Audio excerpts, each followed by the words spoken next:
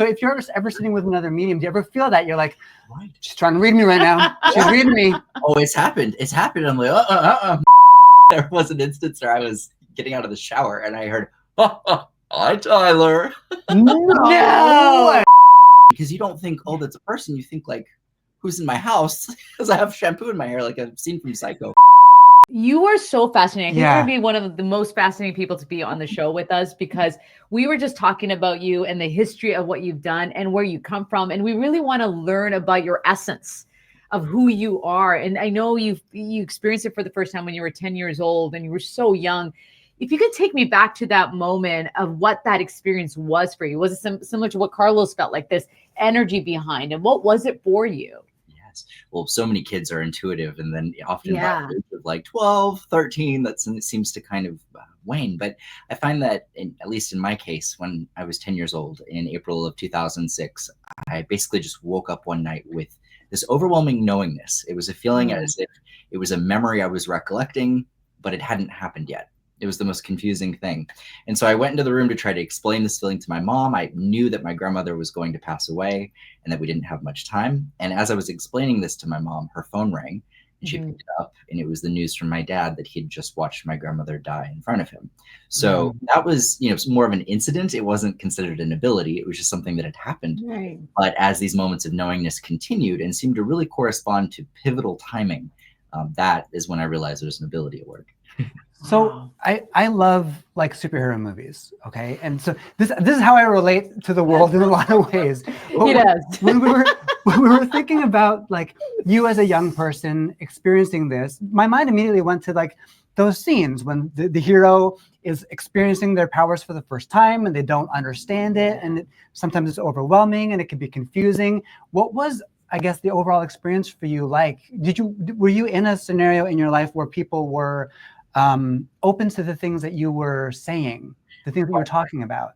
To your point, that old adage of with great power comes great responsibility, right? And puberty is hard enough as it is under the best of circumstances. And so I'm not going to lie, there were mistakes and times where I would read people and then regret that I had read them. And it always taught me something. There were instances very commonly where I would just share what I would get with sometimes strangers on the street, and people's reactions were always stunned.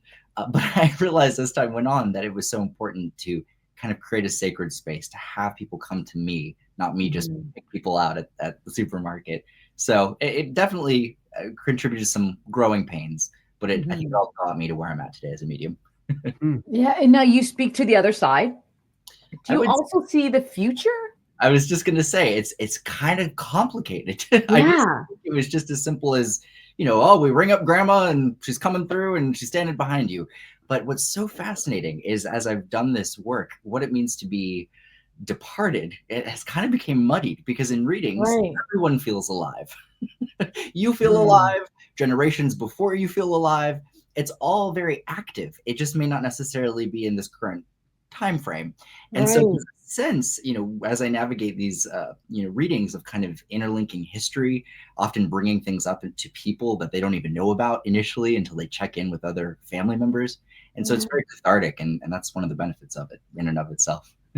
So you get a headache from all of this? Sorry.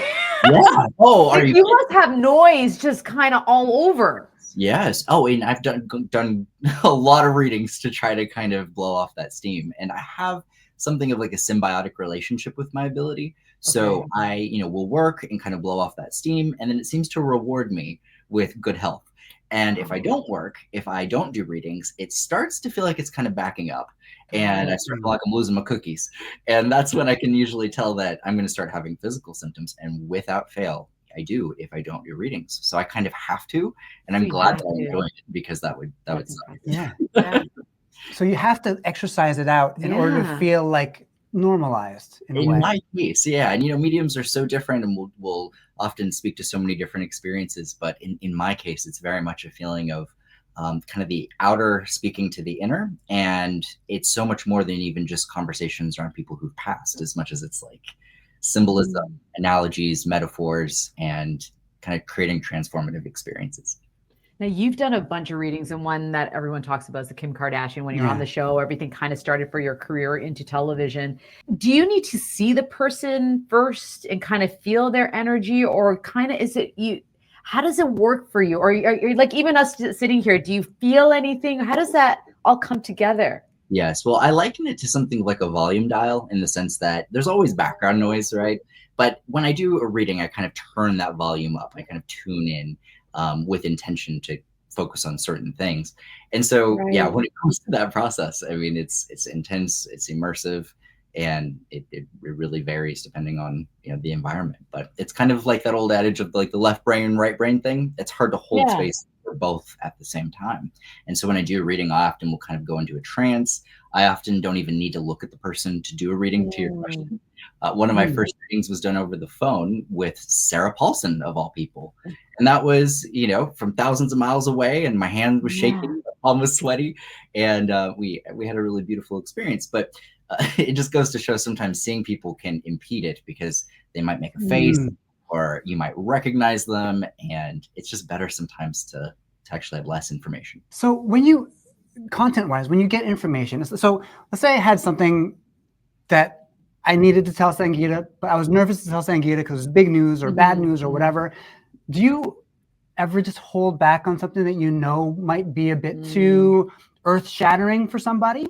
You know, I liken my job to that of a mailman in the sense that I don't write the letters, I just deliver the message. It's a cheesy example, but it works in the sense that I view it as a responsibility to relay what I'm getting or being given to give to somebody else. How I do that, I believe, is my responsibility and a huge responsibility of any medium, to be diplomatic, to be considerate, to be thoughtful, to have a time and a place for these messages, and to give it in the way that you would want to receive it. I mean, I think of in every reading I do, if my mother were the person, you know, sitting in this chair, how would I want someone to talk to my mother?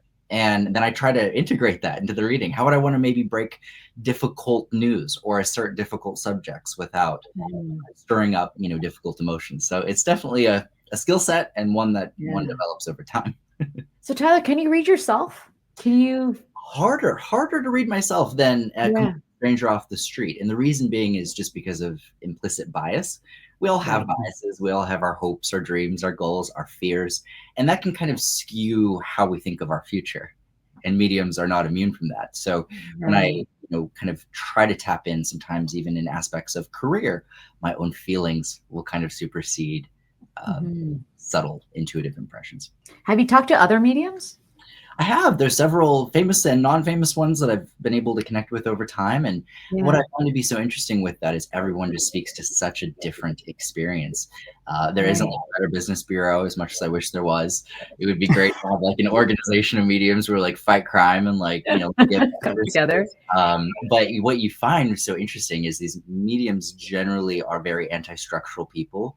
They very much beat to the sound of their own drum. Historically, even in the roots of spiritualism, very rarely get along. Really? Band together. And it's just the way it is historically. And I think there's just certain personality traits that are required, like self-confidence and self-assurance, that make a good medium. But when you get a group of those people in a room together, oh my goodness. Really? Because I'm thinking like you should get a reading. Like I would love to see another medium sitting down with you. Absolutely. I was gonna say, because sometimes when people who talk for a living, like interview for a living, sit down and get comfortable, you start to see the patterns of them interviewing each other. Right. When like over dinner or something, right? So if you're ever sitting with another medium, do you ever feel that you're like, she's trying to read me right now. She's reading me. Oh, it's happened. I'm like, no, I don't know about that. It's the funniest thing. It's really bizarre. You would think they would be a lot more cohesive. But that said, everyone has different strengths. And I think there's different mediums for different people. There's some people who need messages given to them from a medium that might be a little bit more outgoing or more relatable, like, you know, your aunt from Long Island, right? And then there's people who need it given in a little bit more of a maybe less campy way. Still entertaining, but less campy. And so there's just different strokes for different folks. I remember talking to a medium psychic kind of person, and it was over the phone. She's never met me. But she would sit there very quietly for the longest period and then say something. Yes. And the little things. And I found it so fascinating that she just had to sit there with me over the phone, just quiet. and just, I don't know what it was. She was taking my energy. I don't know what she was doing, but you didn't see her? You were over no, the phone? I've never, yeah, it was over the phone. Yeah. So she just put that in the phone in between. And she was like, I'm just gonna let her talk. She's just She's like making tea. Come on. So one of the things we do at Click and Tell is we go through your journey on social media, and we go all the way back to your first post. And we found this post on Facebook, and it was in 2013. I don't know if you remember this, but you said it's one of my favorite quotes. oh.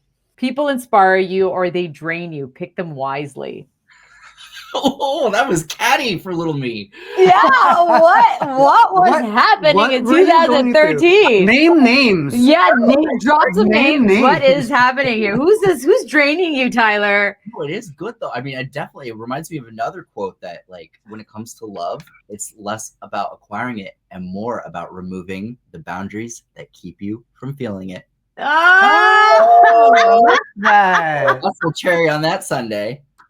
You're a quote machine. I dig it. I like that. All the books. I mean, how old were you in 2013? Oh God, 140 years old. It's been a very long time. So No, young. I was born in 96 and failed algebra.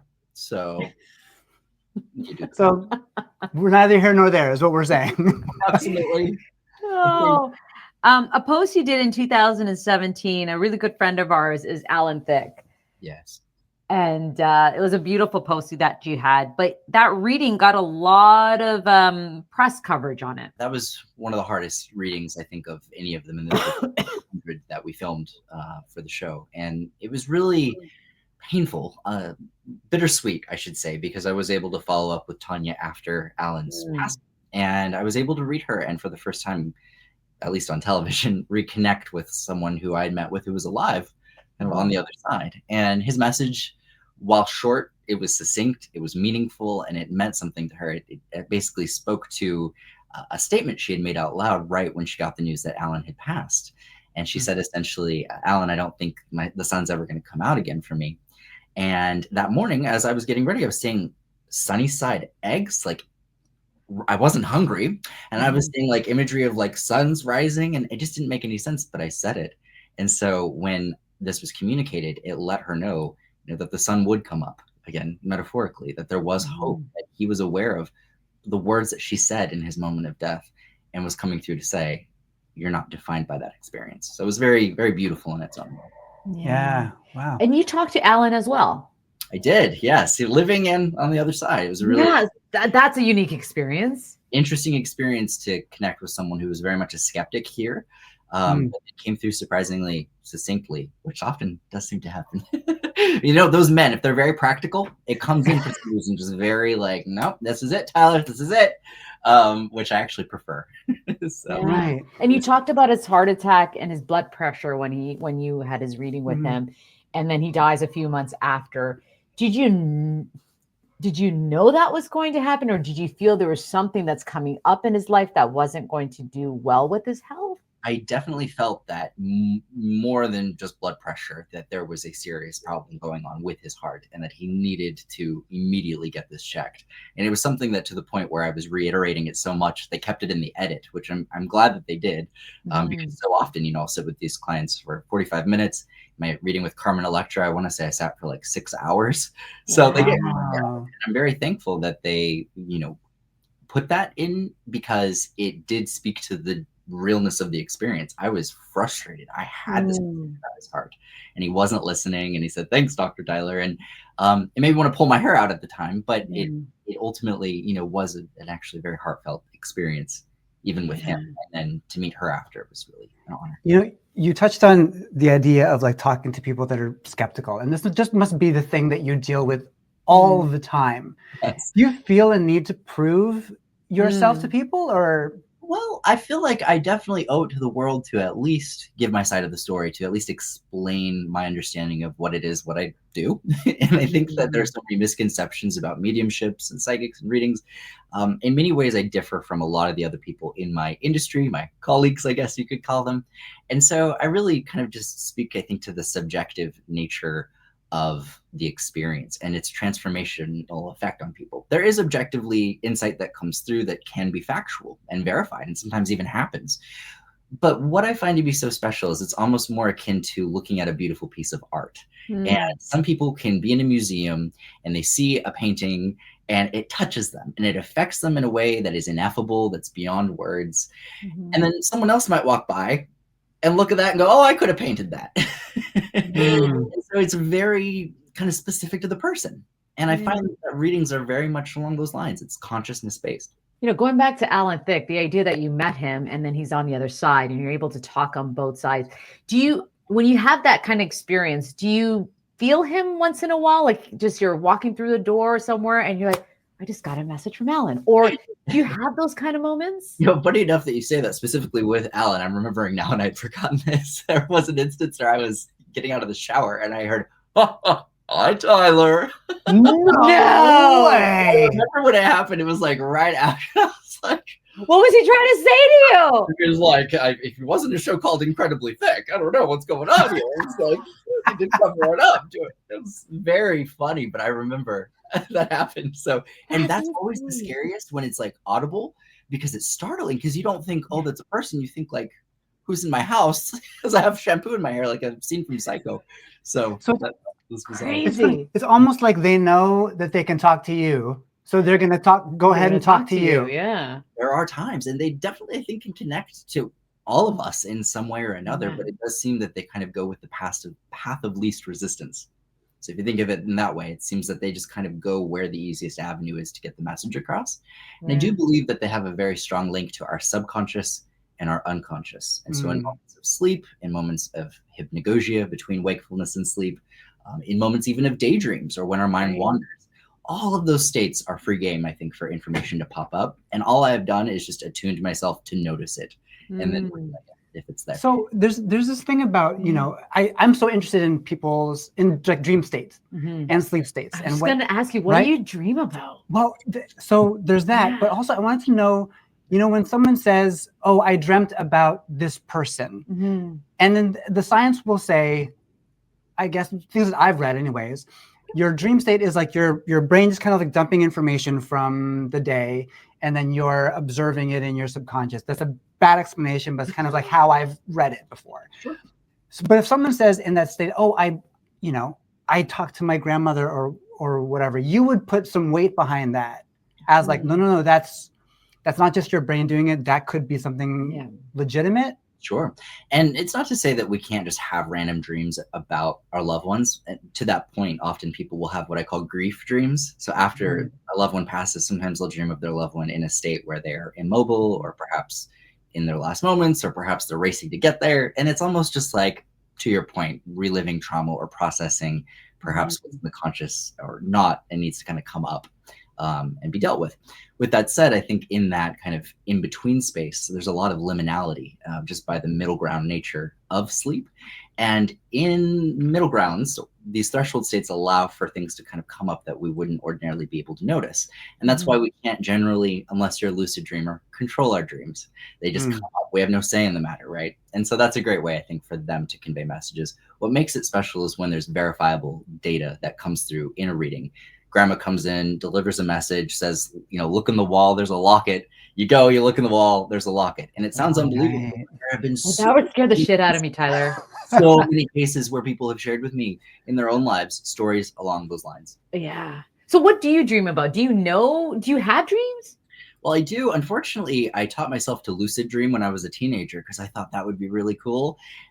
I would not recommend it just because I never got out of not being able to do it. So one of my biggest frustrations is at night, very often I will have some degree of conscientiousness. I'm aware of what's going on. I have lucidity. And so it's not the entire night, but it's enough where I'll often in my dreams be thinking about what I have to do in the next day. I'll rehearse the speeches I have coming up. It makes for some extra time, I guess. Too much responsibility. Too much responsibility. It's really boring. Tyler, you have way more responsibility now because you are married. Oh, yes. Yes, absolutely. That was your announcement. Congratulations. May 2025, right? That's right. Yep. Today we are married. I mean, look at you. Oh, you used to dry shampoo in that photo, but time was of the essence. Oh. Tell me everything. How was your wedding day? Was it everything you expected? it was fantastic. You know, it was something that we wanted to do for a very long time. We've been together now nearly for a decade. And I actually had brain surgery scheduled about a week after my marriage or so, within that range. And so it was very important for us to get married before, in the event that anything were to go wrong, which is kind of morbid and like a really like, but like equally, you know, it was kind of on brand. It was kind of romantic. Right. Oh, I'll talk to you on the other side. Oh, shit. baby, like, and the life insurance is great. We're fine.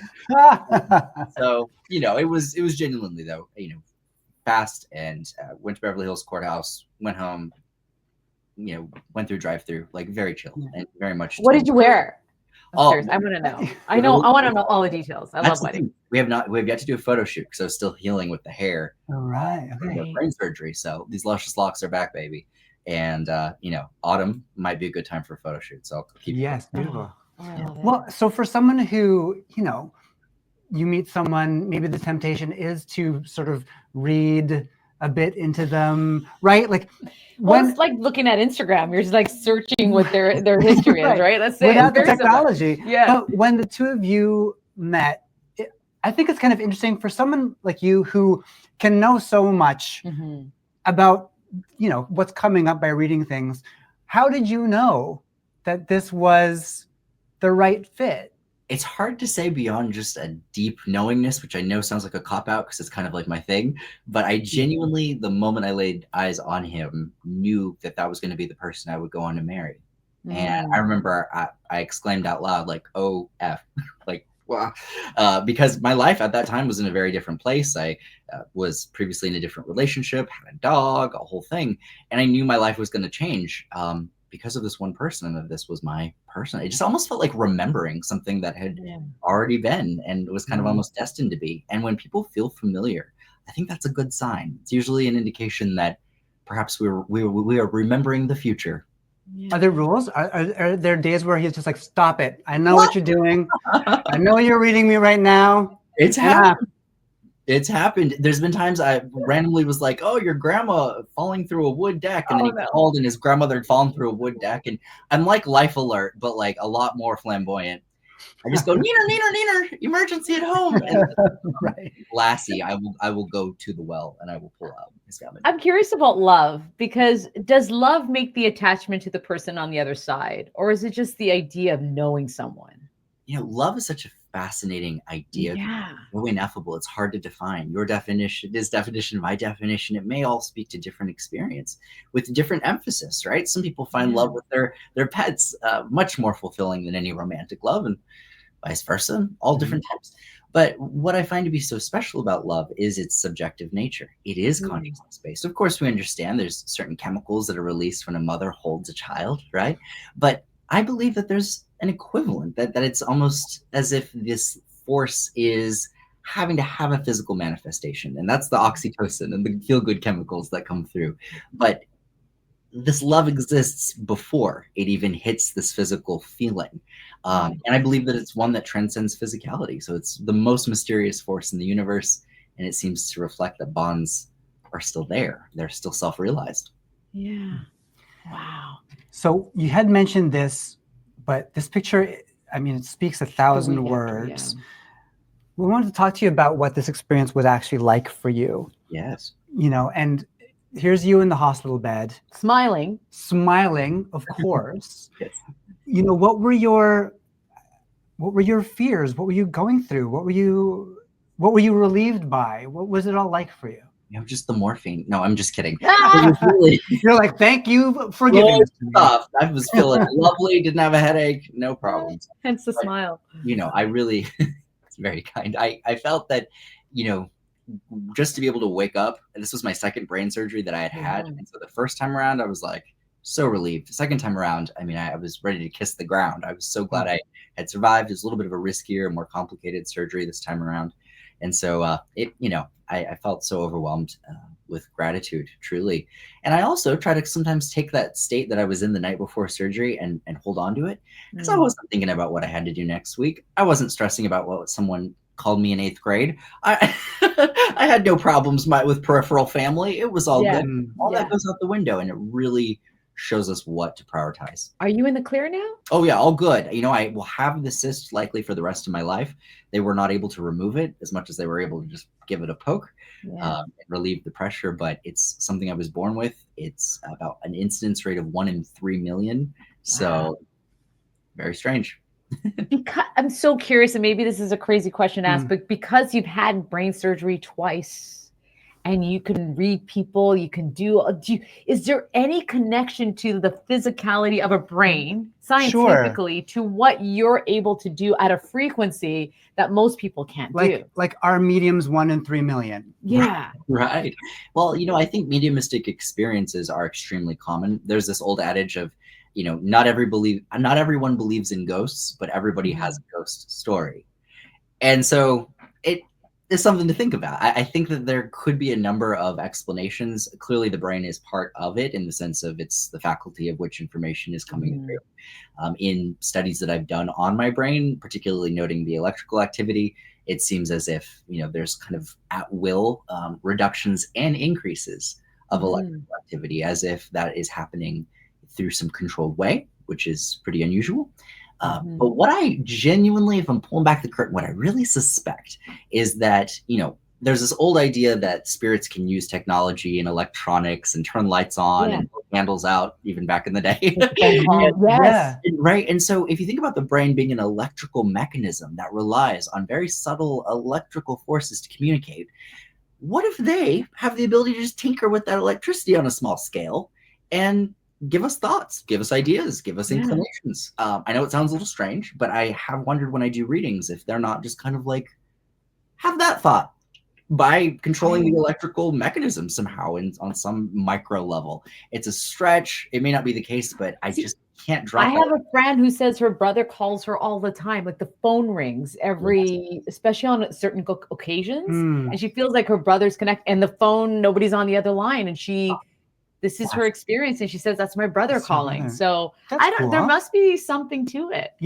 I used to have these discussions with my dad about this stuff, about what happens after, and we had a discussion. I remember one time about the idea of when you pass on, you become the energy that you were before you took a physical form. And so I really connect to your idea there about like how they have this connection to maybe electricity, to electrical frequencies and all that kind of stuff, because that actually hits home. Do you believe in souls? I do. I think the soul, defined by so many different things, but I think just most succinctly a sense of awareness that exists on many different levels. And if you get a head injury, your awareness in this life is certainly going to go out. I know because I've underwent anesthesia, but I still believe that an aspect of my consciousness existed. In fact, I was able to retain certain memories while under anesthesia.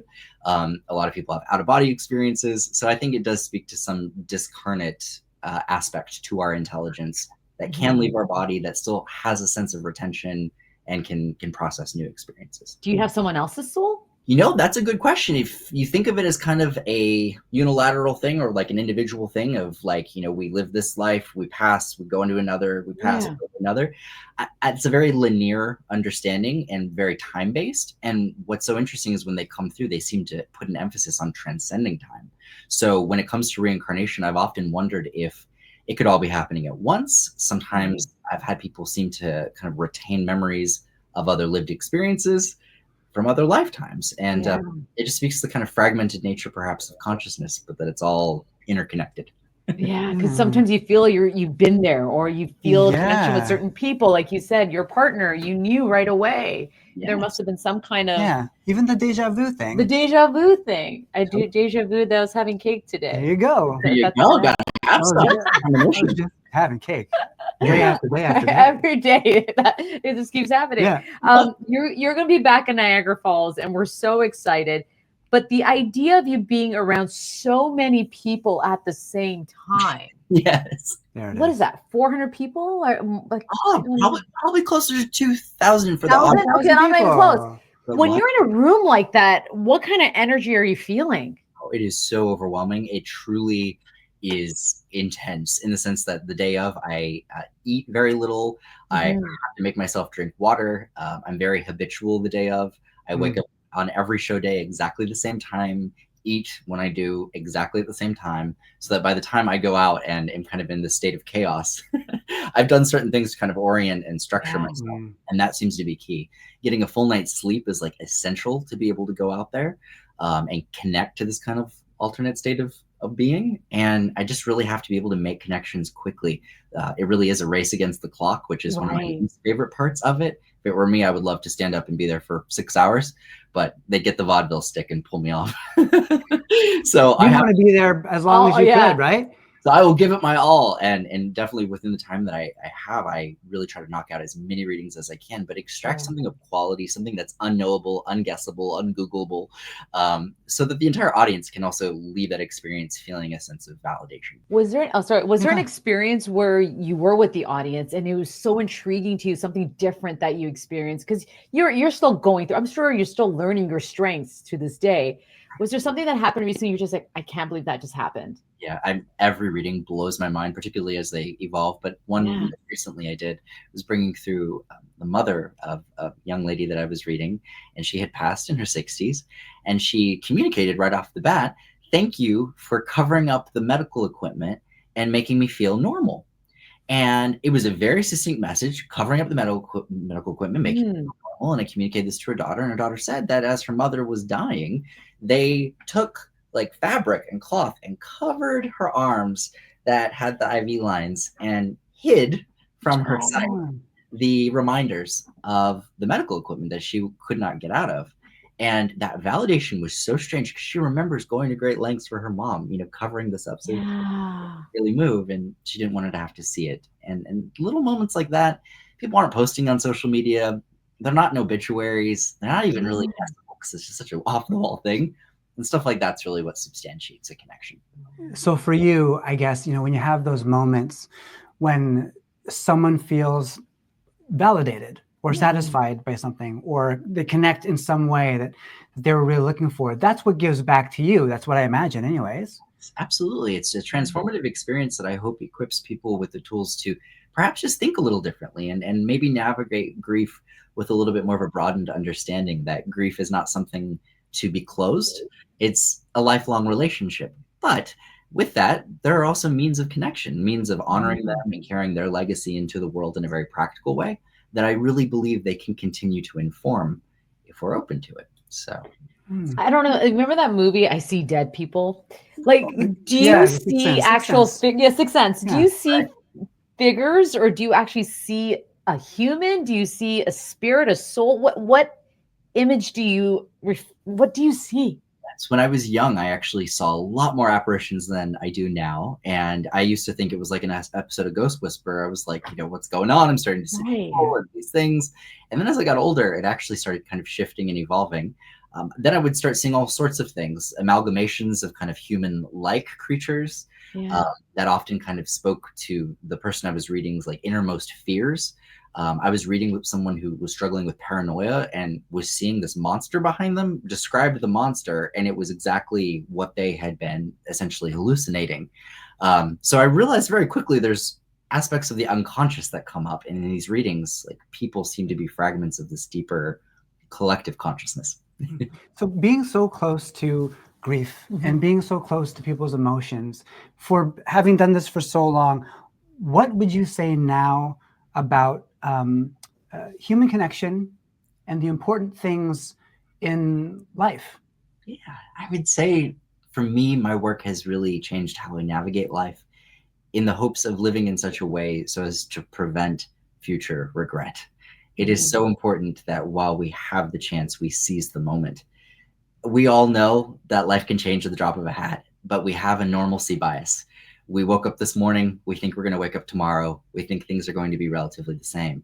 And I'm faced with people and extraordinary stories, not just of loss, but of the love that continues, that shows that life can change so quickly. The rug can be pulled from underneath us, and people don't think it's going to happen to them, and then it does. And no one wants to think about that. But the fact is, we are all going to grieve. We are all going to be grieved if we get to live long enough. And it's a gift to be able to love. I don't know if grief is the price we pay for it, but it's a lifelong relationship. And so well said. Tyler, I feel an energy with you, and I love it. Even through the screen, just listening to you and looking at you. I mean, do you feel anything right now? I know I'm just, I don't know what it is. There's something just. Oh, I love it. Genuinely would love if either of you would be open to doing a private reading. In a sacred space, I could give it some scribbles. And I mean, if you're comfortable doing separate, we can do it separate. We can do it together. But I would love to, if you'd be open. I love it. Cool. I would actually do that. I'm feeling it. I'm really I'm like, I wasn't sure, but like there is something so amazing about you. So I really appreciate your conversation today. Yeah. Tyler, thanks so much. Let's follow up, and I'll have them send the contact info over, and then do it virtually. So I would love to. But I get scared, so I don't know. I think that's so cool. I don't know. There's something that I don't know. I'm getting the shivers. So let's give it a shot. We'll see what happens, and I would love to get to touch base. We'll make it happen. Oh, that's amazing. Thank you so much for today. Thanks, your conversation is going to be so powerful to so many people who are going to be watching. And thank you. Thanks for what you do. You both. I hope to see you again. Yeah. And I can't wait to see your photos when you do the wedding photos. Thank you. I'll keep you posted.